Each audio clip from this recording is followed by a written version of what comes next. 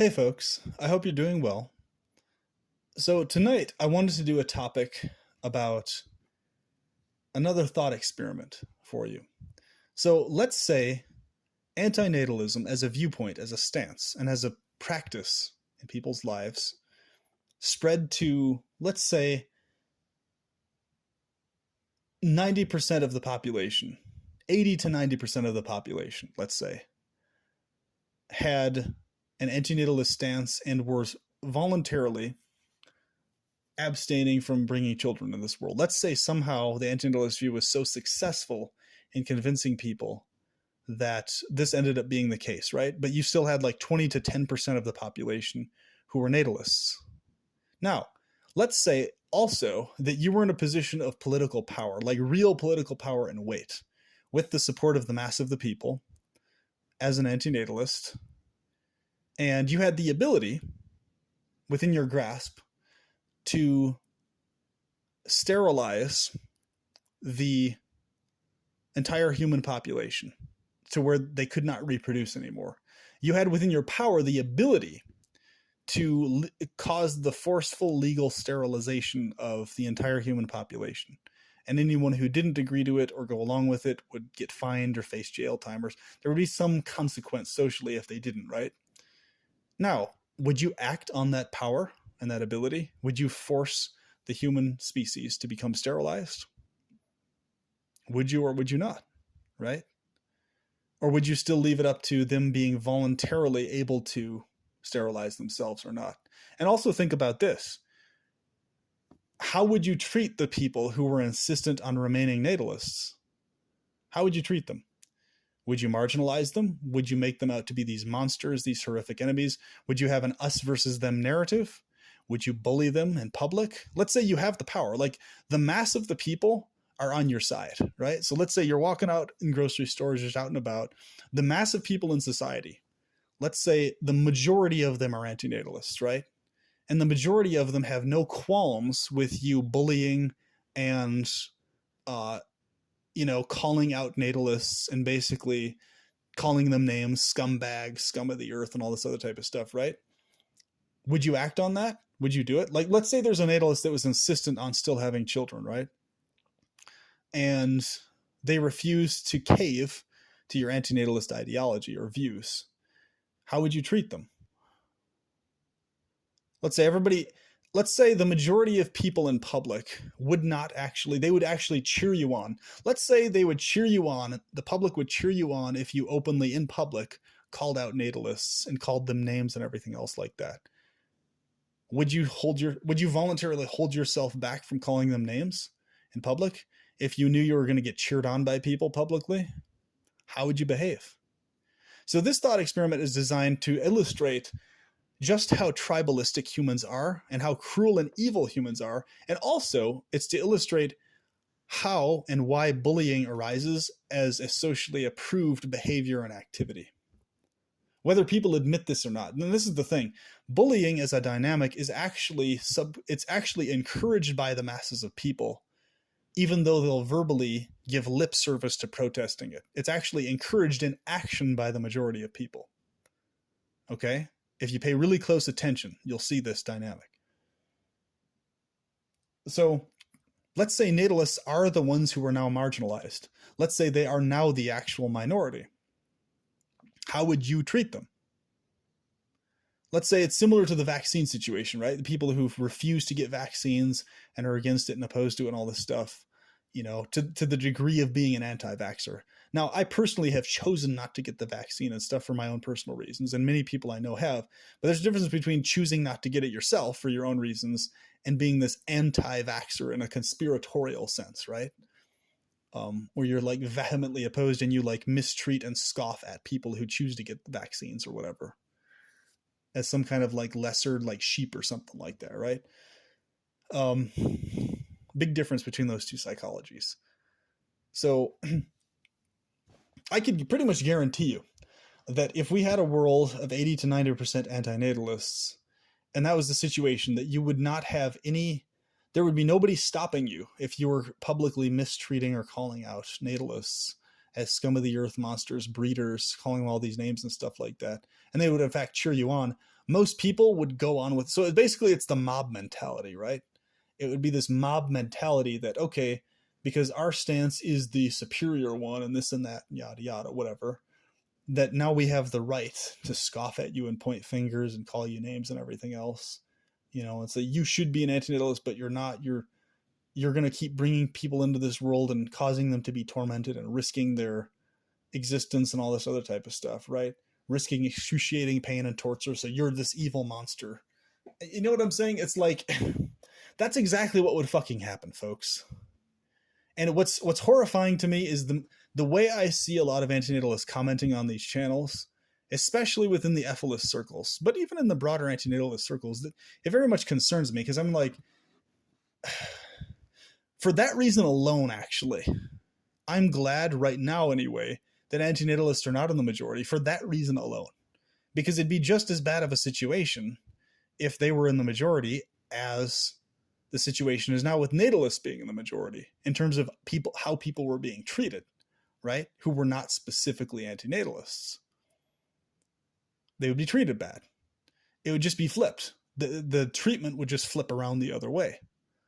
So, and that's what concerns me, is that most antinatalists, many would justify it in the form of, but the result is that people are discouraged from risking lives in this world. Therefore, that's the result. So that they would use that as their justification to mistreat natalists and how they talk to them and interact with them and stuff, right?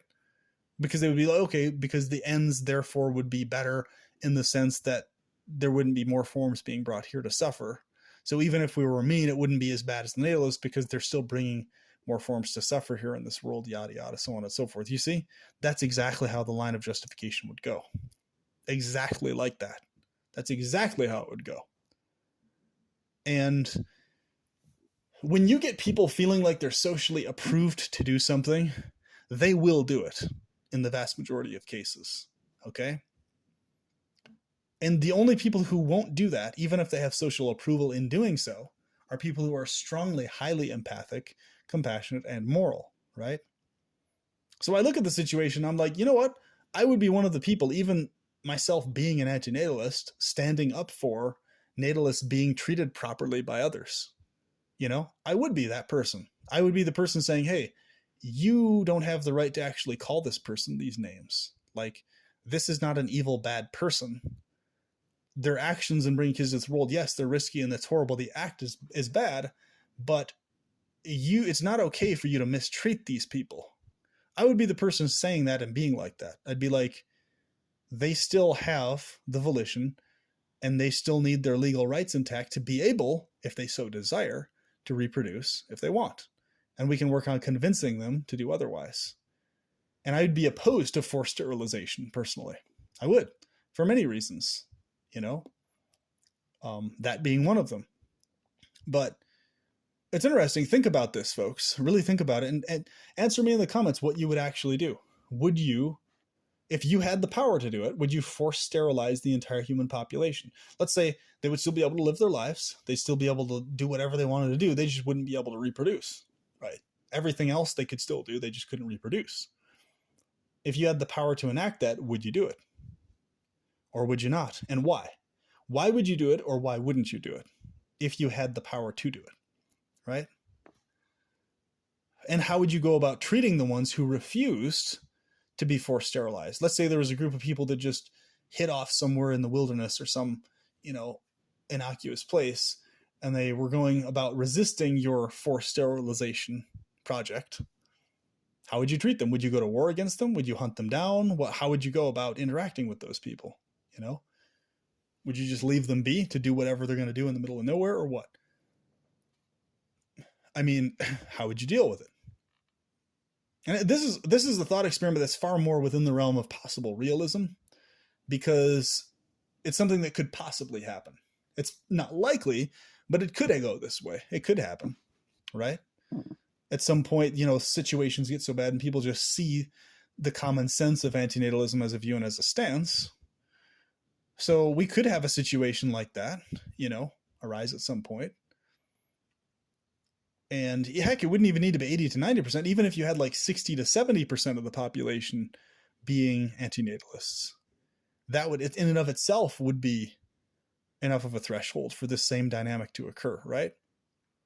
And so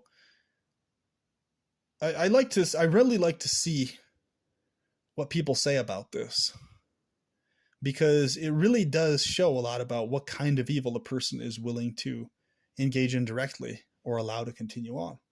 Whether you're going to allow the continuation of the natalist evil to occur, or whether you're going to engage in the evil of forcefully sterilizing people against their will. Which evil are you going to engage in? Which one do you choose, right? And why? Who do you stand up for or not, and why? How would you treat them or not, and why? You know, all stuff to really think about. Because if there's one thing I know about human nature, it's that human nature is tribalistic by nature. And that's something that's insanely obvious to me and anybody else who observes humans in groups.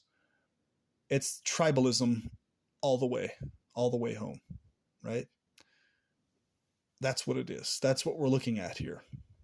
So we can't realistically suspect that tribalism will ever actually end unless and until some transhumanist dynamic occurs where we actually completely bypass that tribalistic nature entirely somehow in our consciousness or awareness or whatever, or that the tribalism continues even into all the levels of advancement we can possibly achieve and just remains a thing no matter what, and remains this double-edged blade, basically, where tribalism is useful in an apocalyptic situation where people need to survive and band together and make quick decisions. Tribalism is useful in that context, so it's been useful for the majority of human history up until the modern era, but now we're noticing that the tribalism is creating a lot more of an issue than a help now. Whereas in those kinds of situations it's useful, which is the situation humans have been in for hundreds of thousands of years, right? But nowadays it's a different context. So it's like our tribalism hasn't caught up with the advancement of technology. It's like there's a dichotomy now where basically, okay, we're still tribal, but it's like not necessary and it's not helpful anymore in the context of what we have going on now. When things are on a full scale, worldwide scale now, whereas before it may have been useful and helpful for our survival in small groups, now it's like backfiring, right? In worse ways than it ever did historically, you know? I mean, there were always the downsides to it, obviously, but when it comes to like quick decisions, survival of groups and stuff like that, it's useful for that context because you have an emotional surge and adrenaline rush and very solid, clear-cut loyalties. And you know who's who and who you're dealing with and what and why, right? Basically. But now the context is so broad and so global and so large scale that tribalism is just keeping us these islands amongst ourselves, divided on all sorts of these little points, right? And so you see this dichotomy now between that nature and, well, that nature really isn't serving us all that well anymore. It's really not that helpful to us at this scale, you know? So that's why I see it's inevitable that AI and all this stuff is eventually going to take over, because it's going to be the only thing that's able to bypass the human tribal nature, right? Which otherwise is not bypassable or overcomeable via any other means. You have to have literally a different sentience entirely that isn't thinking tribalistically for that to happen. And it's going to be an absolute horror if AI continues thinking in tribalistic ways. That's going to be extremely dangerous, because now you just have a continuation of human nature into more deadly, more powerful machines. And it's really insane how insanely likely a Terminator type scenario is, or some variation of that, right? It's so likely that type of a thing is going to happen due to this said point right here, right? And so I look at this and I'm just like, this is especially why I'm so strong on these points, because I'm just like, man, this is what the world would look like if these antinatalists and ethalists got in power, the ones that I'm specifically disagreeing with on these points of either forced sterilization of the human species or people wanting to vaporize uh, the entire planet entirely, just completely cause it to not exist whatsoever within the flick of a finger. It's like, it's various degrees of horrifying when I think about, okay, what would that actually look like if somebody actually did force sterilize the population? Logistically, what would that look like? And what would the nature of the treatment of natalists be in that context? And it's a very dark fucking scenario. It's a very bleak, dark scenario any way you look at it, really, for obvious reasons. So, I mean,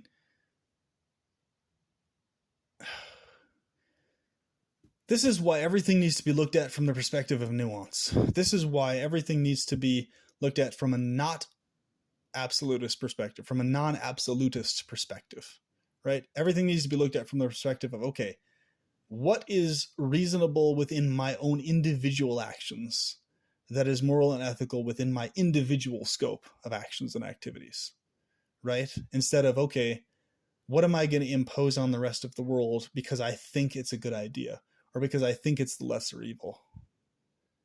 You know what I'm saying? So anyway, let me know your thoughts below in the comments, and I'm intrigued to see what you have to say. And I will talk to you soon. Have a good one.